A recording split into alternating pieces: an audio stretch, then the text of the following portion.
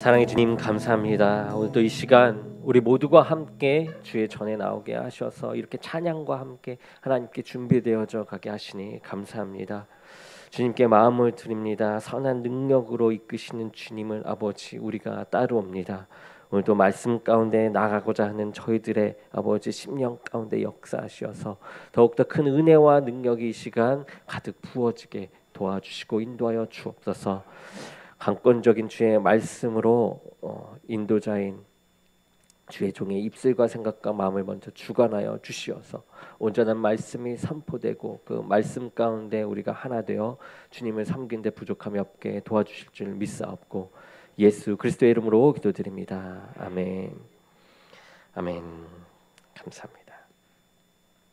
오늘 말씀은 느헤미야 8장 8절에서 12절입니다.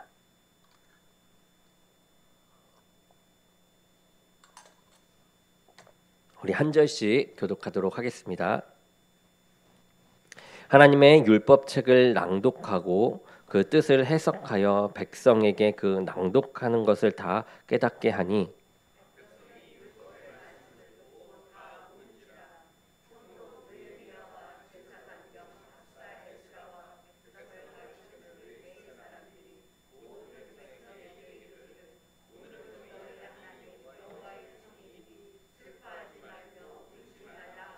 느헤미야가 또 그들에게 이르기를 너희는 가서 살찐 것을 먹고 단 것을 마시되 준비하지 못한 자에게는 나누어 주라. 이날은 우리 주의 성일이니 근심하지 말라. 여호와로 인하여 기뻐하는 것이 너희의 힘이니라 하고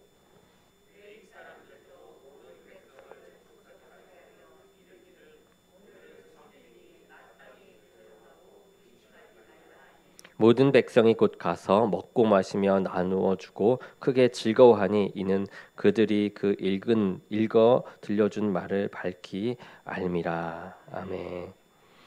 오늘 말씀은 우리의 힘이 되는 기쁨이란 제목으로 말씀을 전하도록 하겠습니다. 사람들마다 재미있어 하는 일들이 다 다릅니다. 어떤 분들은 아이를 보는 재미로 산다라는 분도 있어요.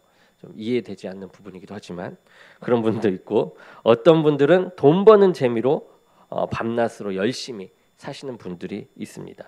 또 어떤 학생은 공부하는 것이 재밌다라고 말하기도 해요. 그런데 반대로 어떤 분들은 이 죽지 못해서 산다라고 하시는 분도 계십니다. 오늘 말씀을 보게 되면 이스라엘 백성들에게 있어서 무엇이 그들의 슬픔이고 기쁨인지를 깨닫는 귀중한 그 사건이 나오게 됩니다. 그리고 그들이 진정으로 기뻐할 근거가 어디에 있는지 그것을 듣게 되죠. 우리에게 많은 기쁨과 이 즐거움의 일들이 있습니다. 그리고 올해도 그렇게 지낼 것이죠. 그런데 우리가 진정으로 기쁨의 이 근원으로 삼고 힘써서 살아야 할 것이 무엇인지를 우리가 이 말씀을 통해서 한번 보도록 하겠습니다. 오늘 본문 말씀을 보게 되면 이스라엘 백성은 이 커다란 이 기쁨 가운데서 모임을 가지게 됩니다. 그것은 이스라엘 백성들이 힘을 모아서 이제 예루살렘 성벽을 재건하는 것이에요. 이것은 너무나도 기쁜 일입니다. 왜냐하면 포로 생활 중에 있다가 이제 포로 귀환을 하면서 예루살렘 성전을 짓고 그 뒤에 성벽도 짓게 된 것이거든요. 이 이스라엘 백성들은 바벨론 포로에서 이렇게 돌아온 후의 상태였기 때문에 더 기쁠 수밖에 없었던 거죠. 그래서 그들에게 이 예루살렘을 재건하는 것 그것이 너무나도 중요한 과제였어요. 특별히 이 느헤미야서는 성벽 건축에 관한 것을 말하고 있었습니다. 이스라엘 백성들은 서로가 힘을 합해서 이 성벽을 재건하기 시작해요. 예루살렘 성벽이 높고 길었지만 사람들마다 자신들이 세워야 할 이 성벽의 구역을 정해놓고 힘써서 성벽을 쌓게 됩니다. 그렇게 해서 이 예루살렘 성벽을 52일 만에 완공한 것입니다. 이것은 대단한 업적이고 축하할 만한 기쁜 일이었습니다. 이제 성벽 재건을 마친 이스라엘 사람들이 며칠 후에 마친 후가 마친 후 며칠 후가 7월 1일로 이 나팔절이라고 해요. 기쁘고 즐거운 마음으로 이제 이 나팔절을 맞이하기 위해서 성회에 모입니다. 이 나팔절에서는 이스라엘 백성들이 모여 하나님께 제사를 드리면서 그 은혜에 감사드리는 날이에요. 그래서 나팔을 부는 날, 그래서 나팔절인데요. 이스라엘 백성들이 이 날에 이 무엇보다 기쁨이 되는 것은 자신들의 집이 보호받고 또 안전하게 살 수 있는 이 성벽이 건축되었다라는 것이에요. 그 일을 위해서 기쁨으로 힘을 내어서 그 일을 했던 것입니다. 성벽 쌓는 일을 했던 것이죠. 이들이 다시 모였을 때에 그들은 하나님께서 자신들의 이 무너졌던 집을 다시 세우실 수 있도록 힘을 주신 것에 대해서 기뻐하면서 그 성벽을 쌓는 일을 했던 것입니다. 그런데 그 당시 이스라엘의 지도자였던 느헤미야와 에스라가 보는 것은 좀 그들과는 달랐습니다. 뭔가 부족한 것이 있었어요. 아무리 외형적인 예루살렘이 건축이 된다라고 할지라도 더욱 본질적인 것, 그것이 유대인들에게 세워져야 함을 너무나도 잘 알고 있었습니다. 이미 한번 무너졌거든요. 포로 생활에서 이제 다시 돌아와서 재건하는 상황입니다. 건물만이 올라가는 것이 아닌 무언가 유대인들에게 세워져야 할 게 있다라는 것이죠. 느헤미야는 에스라를 부르게 됩니다. 에스라는 학자이면서 제사장이었어요. 그러니까 하나님의 말씀을 가지고 있었고 이를 가르치는 사람이 에스라였습니다. 이 느헤미야와 에스라는 하나님의 성, 이 예루살렘이 제대로 재건되기 위해서 꼭 필요한 것이 무엇인지 알고 있었어요. 외적인 성벽과 이 성전이 세워진 것도 너무나도 중요한 일이었지만 무엇보다도 이 하나님의 말씀으로 이 예루살렘이 세워지고 사람들이 세워지는 것이 필요하다라는 것을 그들은 알고 있었던 것이죠. 외형적인 것으로 외형적으로 무엇인가를 세우고 업적을 남기는 것은 하나님을 믿지 않는 사람들도 잘하는 일입니다. 하나님을 믿지 않는 사람들도 예루살렘보다 더 튼튼하고 높은 성을 쌓을 수 있어요. 여호수아가 점령했던 여리고성을 쌓았던 사람들은 하나님을 믿지 않는 사람들이었어요. 그렇지만 참 크고 견고한 성을 쌓았던 사람들이 여리고성을 쌓은 사람들입니다. 그런데 문제는 하나님의 말씀으로 세워지지 않았기 때문에 하나님의 뜻과 대적하다가 결국 그 성이 무너졌다라는 것이죠. 그리고 이러한 이유로 예루살렘 성도 무너지게 되었다라는 것입니다. 에스라가 하나님의 율법을 그들 앞에서 이제 낭독을 하게 돼요. 아마 이 당시의 모세 오경인 창세기, 출애굽기, 레위기, 민수기, 신명기의 말씀을 읽었을 것입니다. 에스라가 하나님의 율법책을 낭독해요. 그리고 그것을 해석하여서 이 백성들에게 그 낭독한 것을 다 깨닫게 했다라고 합니다. 그때 하나님의 말씀을 들은 사람들의 반응이 이제 나오게 되죠. 9절을 보니까 백성이 율법의 말씀을 듣고 다 우는지라라고 합니다. 이 성벽을 쌓은 기쁨과 감격 가운데서 모인 그들이 이 하나님의 말씀을 듣고서 울음바다가 된 것이에요. 그들이 울었던 이유는 무엇인가요? 하나님의 말씀을 듣다가 보니까 자신들의 죄가 드러나기 시작한 거예요. 그들은 말씀을 통해서 왜 예루살렘이 무너지고 자신들의 이 조상들이 포로로 잡혀갔는지를 깨닫게 됩니다. 너무나도 선명하게 알게 되어요. 그리고 자신들도 모르는 그 사이에 그 전철을 밟고 있음을, 그러한 무너져가는 모습 가운데 이 조상들이 포로로 잡혀갔을 때 그 무너졌던 것과 같은 그런 모습이 우리에게 있음을 깨닫게 돼요. 비록 이 자신들이 성벽을 재건하는 기쁨이 현재 있었지만 이대로 살다가 보면 언제 또한 무너져 내릴지 모른다라는 것을 확연히 알게 됩니다. 오늘 저와 여러분들이 살아가는 이 세상은 이스라엘 백성들과 같이 하나님의 말씀을 들을 때에 우리는 울어야 하는 시대에 살아가고 있습니다. 그런데 우는 사람들이 많이 없죠. 그것은 울어야 할 일이 없기 때문이 아니라 하나님의 말씀이 없기 때문입니다. 하나님의 말씀이 없으니 자신들이 죄에 있다라는 것을 알지 못하고 슬퍼하고 근심해야 할 때라는 것을 알지 못하고 살아가는 것이죠. 이 시대에 이스라엘과 같은 그런 통곡이 없는 것은 하나님의 이 말씀이 없기 때문인 것입니다. 이 이스라엘 백성들도 그랬어요. 진정한 울음이 언제 가능하냐면 이 하나님의 말씀이 있고 그것이 깨달아질 때 이 진정한 울음이 나오게 되는 것이죠. 우리가 하나님의 말씀을 대할 때 울어야 하는 말씀을 들을 때에 이 눈물이 흘러나오기를 원합니다. 이스라엘 백성들만 울어야 하는 것이 아니죠. 우리가 하나님 앞에서 울어야 할 때가 있습니다. 바로 우리의 삶이 그리고 이 땅의 사람들이 이 하나님의 말씀대로 살아가지 못하고 또 영적으로 무너져 내리는 그 모습을 보면서 우리는 근심하며 울어야 하는 것이죠. 높이 지어놓은 이 성벽을 보고서 스스로 이 대단한 일을 했다고 즐거워하는 것이 아니라 좋은 집에 큰 교회를 지어놓고 좋은 집과 큰 집을 지어놓고 하나님께서 도우셔서 이 일들을 감당할 수 있었다고 즐거워하는 것만이 아니라 우리가 하나님의 말씀대로 살지 못하고 하나님의 말씀이 무너져 내리고 있음을 보면서 이스라엘 백성과 같이 근심하고 또 슬퍼하는 그런 일들이 있어야 하는 것입니다. 우리의 가정은 얼마나 주님의 말씀으로 세워져 나가고 있는가, 그 말씀대로 다스려지고 있는가, 우리의 자녀들은 과연 이 땅을 살아갈 만한 충분한 말씀으로 양육되어져 가고 있는가, 아니면 나는 어떤가, 나는 제대로 이 땅을 이 주의 뜻대로 살아갈 만한 말씀으로 제대로 세워져 가는 삶을 살아가고 있는가. 이러한 질문 속에서 우리가 하나님을 제대로 보기를 원합니다. 이러한 울음이 있기 위해서는 하나님의 말씀에 대해서 이 경외함으로 대하는 태도가 있어야만 합니다.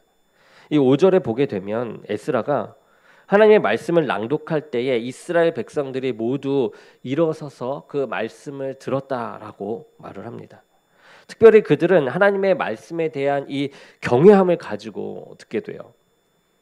하나님의 말씀을 듣거나 읽을 때에는 하나님으로부터 그 말씀을 직접 듣는 그 자세를 가지고 그 말씀을 대하고 있는 것입니다. 이 한국의 왕조 시대의 역사를 보게 되면 왕이 명령을 내릴 때에 직접 당사자들에게 가서 하달하지 않습니다. 조선 시대에는 이 도승지라고 하는 직책을 가진 사람이 이 역할을 맡아서 이 왕의 명령을 받아 적고 그것을 이제 적어서 교지를 만들어서 당사자들에게 알리게 됩니다. 그때에 이 어명을 적은 교지를 가지고서 신하가 가서 그 당사자에게 말을 하죠. 어명이요, 어명을 받으시오라고 하면서 그 당사자는 이제 그 말을 듣는 순간 바닥에 엎드려서 왕이 있는 곳을 이제 향하여 성은이 만극하옵니다라고 하면서 이제 왕의 명령을 받들게 됩니다. 어떨 때는 자신을 이제 죽이는 교지라고 할지라도 땅에 엎드려서 전적으로 왕의 명령에 순종하는 태도로 그 교지를 받들게 되죠. 이 이스라엘 백성들이 에스라가 하나님의 율법의 말씀을 낭독할 때에 사람들이 그러한 모습을 보였다라는 겁니다. 6절에 보니까 여호와를 경축할 때에 백성들이 손을 들어 아멘 아멘으로 응답하고 곧 몸을 굽혀 얼굴을 땅에 대고 여호와께 경배했습니다. 그리고는 그들이 하나님의 말씀을 소홀히 듣지 않고 그 말씀을 하나님께서 이 직접 하시는 말씀으로 여기면서 경외함으로 그 말씀을 들어요. 그러니까 그들이 그 말씀을 받아들일 때에 자신들의 죄가 어떻게 됩니까? 깨닫게 되는 거예요. 그로 인해서 울음이 터지는 진실함이 그들에게 나타나게 됩니다. 우리는 하나님의 말씀을 진심으로 그리고 이 경외함으로 대해야만 합니다. 그럴 때에 우리의 삶 속에서 하나님의 말씀이 세워지게 되고 그 말씀으로 우리의 영적인 삶이 바로 서게 되는 줄로 믿습니다. 그런데 에스라가 이 이스라엘 백성들이 이제 우는 모습을 보면서 백성들에게 이렇게 말을 하죠. 오늘은 여호와의 성일이니 슬퍼하지 말며 울지 말라, 근심하지 말라라고 그들에게 선포합니다.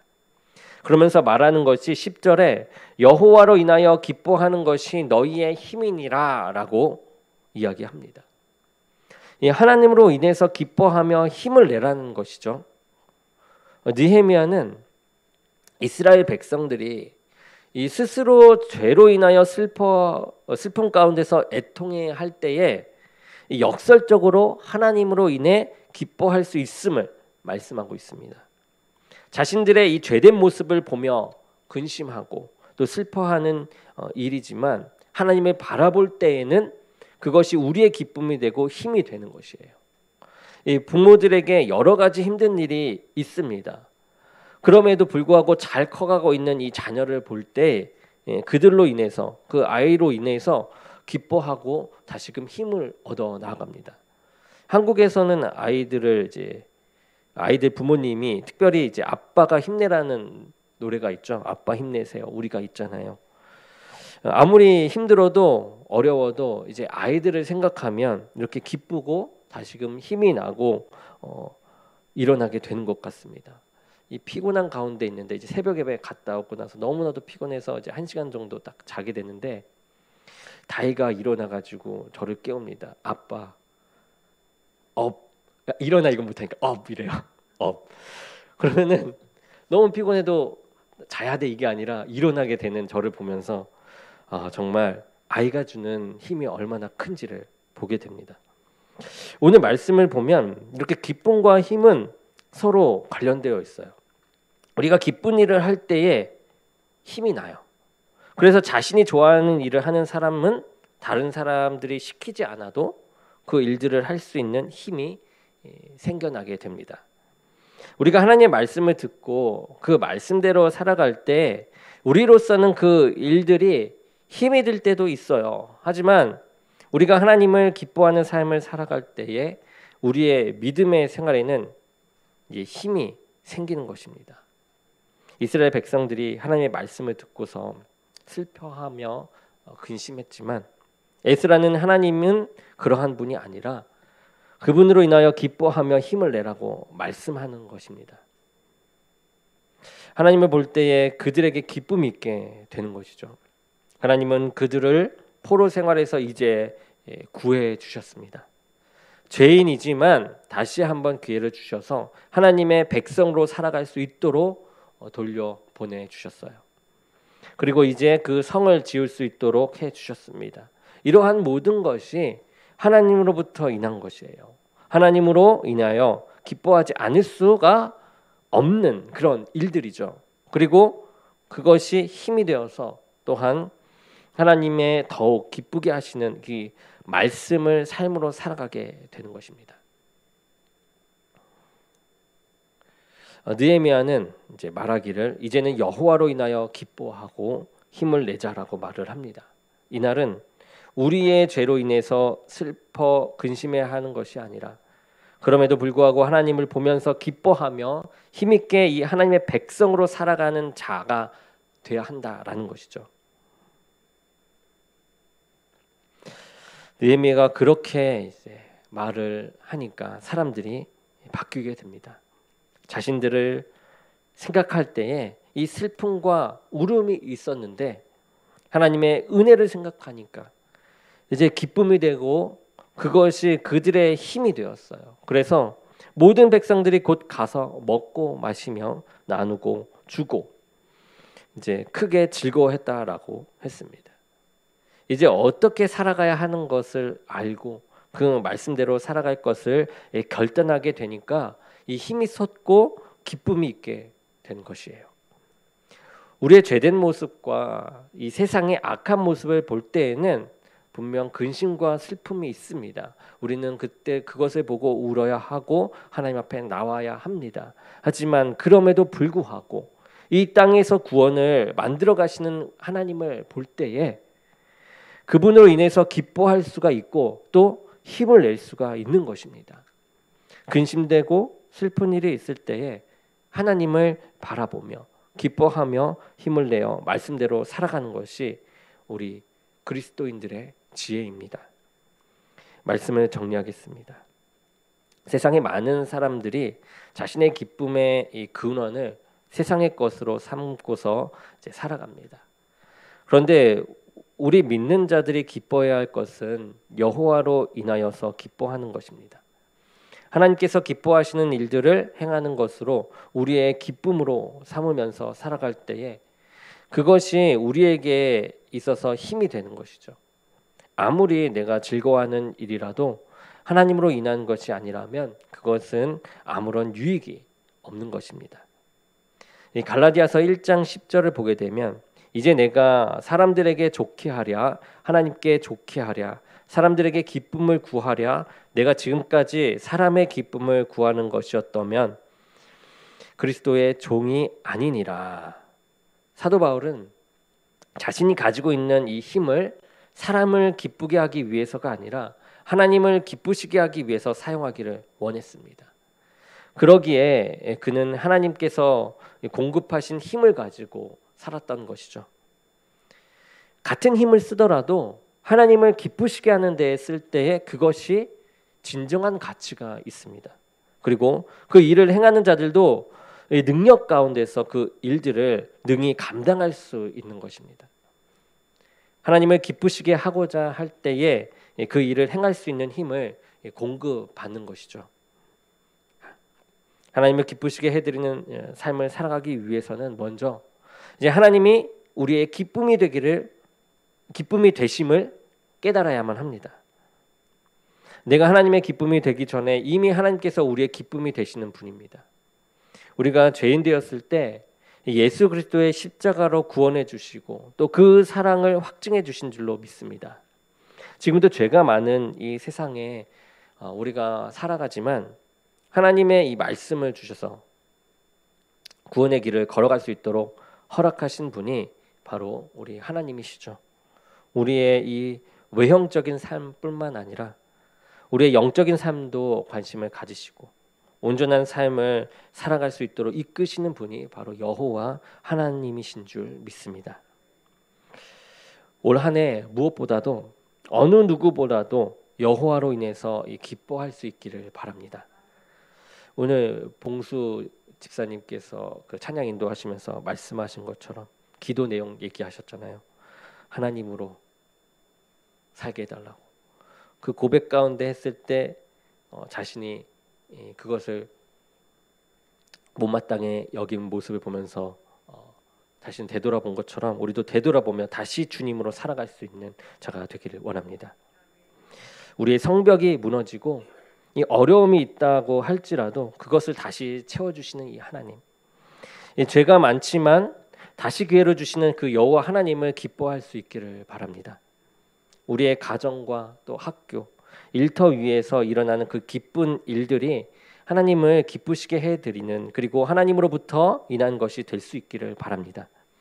그리고 주님께서 주시는 이 기쁨 안에서 그분이 나의 힘이심을 고백할 수 있는 저와 여러분, 우리 교회가 되기를 주님의 이름으로 간절히 축원합니다. 우리 기도하며 예배를 마치겠습니다. 사랑해 주님 감사합니다. 오늘 이 시간 하나님의 기쁨이 되는 방법을 다시 한번 마음에 새기며 나아갑니다. 주님을 간구하며 주의 말씀대로 살아가기 원합니다. 우리는 연약하여 죄를 짓고 또 하나님의 말씀을 비추어 볼 때 눈물이 나고 슬플 수밖에 없지만 하나님의 말씀으로 우리가 그 깨달음이 있을 때 비로소 또 하나님의 말씀 가운데 살아갈 수 있음에 우리가 기뻐할 수 있음을 다시 한번 봅니다. 우리의 기쁨이 되시는 주님, 하나님으로 나아가는데 부족함이 없도록 우리들을 살피시는 주님을 우리가 경배합니다. 우리는 참된 지혜를 가지고 나아갈 수 있는 힘을 더하여 주시옵소서. 예수님의 이름으로 기도드립니다. 아멘.